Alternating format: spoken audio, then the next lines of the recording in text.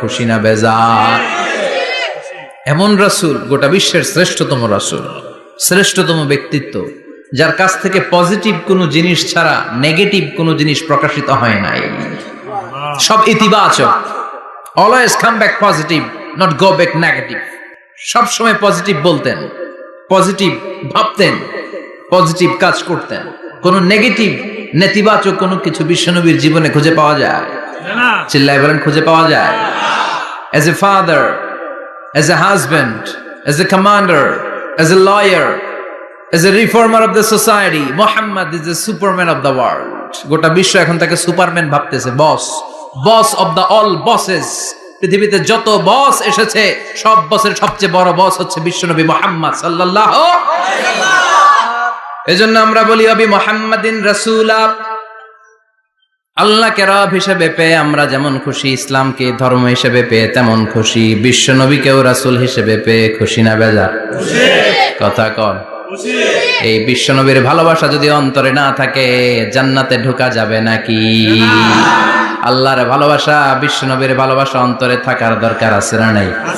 আল্লাহকে যে পাইতে চায় হযরত কে ভালোবেসে, আরশ কুরসি লৌহ কালাম না চাইতে পেয়েছে সে। হযরত কে ভালোবেসে, আরশ কুরসি লৌহ কালাম না চাইতে পেয়েছে সে। চিল্লায় বলেন ঠিক কিনা?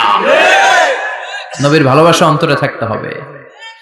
তাহলে তিনটা জিনিসের ঘোষণা আমরা দেই নামাজের পর। আল্লাহকে রব হিসেবে পেয়ে আমরা খুশি, ইসলামকে ধর্ম হিসেবে পেয়ে খুশি, বিশ্বনবীকে রাসূল হিসেবে পেয়ে খুশি, আবার এই কিতাবটারে সংবিধান হিসেবে পেয়ে আমরা খুশি না বেজার? এটার আলোকে আমাদের সমাজ প্রতিষ্ঠিত হোক, মদিনার সমাজ হোক, সোনালী সমাজ হোক, আলোকিত সমাজ হোক, আমরা চাই কি চাই না? এই কোরআনের আইন দিয়ে আমার দেশ চলুক, আমরা চাই কি চাই না? এই কোরআনে ধর্ষকদের বিচার আছে না নাই? অবিবাহিত ধর্ষক হলে 80 ব্যাট, 100 ব্যাট, আর যদি বিবাহিত ধর্ষক হয় ডেথ পেনাল্টি। সৌদিতে করে হেড অফ, মাথাটাকে নুইয়ে তলোয়ার দিয়ে এক কোপ মেরে গর্দানটা আলাদা করে দেয়, ঠিক কিনা? অনেক দেশে ডেথ পেনাল্টি করে হ্যাঙ্গিং এর মাধ্যমে, ফাঁসির মাধ্যমে। ধর্ষণের বিচার বাংলাদেশে সহজে পাওয়া যায় না, কিন্তু কোরআন দিয়ে বিচার করলে ওই বিচার আছে না নাই?